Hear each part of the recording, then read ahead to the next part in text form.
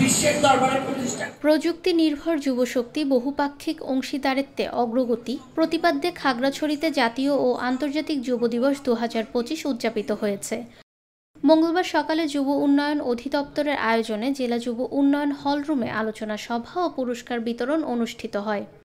অনুষ্ঠানে জেলার 12 জন প্রশিক্ষণপ্রাপ্ত যুব উদ্যোক্তাকে মোট 13,50,000 টাকা ঋণ, 6 জনকে সনদপত্র ও 4 জনকে সেলাই মেশিন প্রদান করা হয়। বক্তারা তরুণদের মাদক, সন্ত্রাস ও বেকারত্ব থেকে দূরে রেখে প্রযুক্তি নির্ভর উৎপাদনমুখী কাজে যুক্ত করার আহ্বান জানান।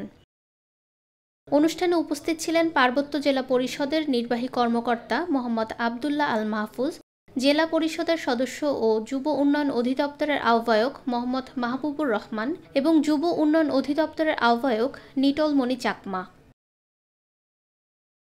আমাদের দেশের শিক্ষা ব্যবস্থাকে এমনভাবে গড়ে তুলতে হবে যেখানে তরুণরা তাদের উদ্ভাবনী শক্তি, তাদের চিন্তা ভাবনা ও সৃজনশীলকে যথাযথভাবে কাজে লাগাতে পারবে।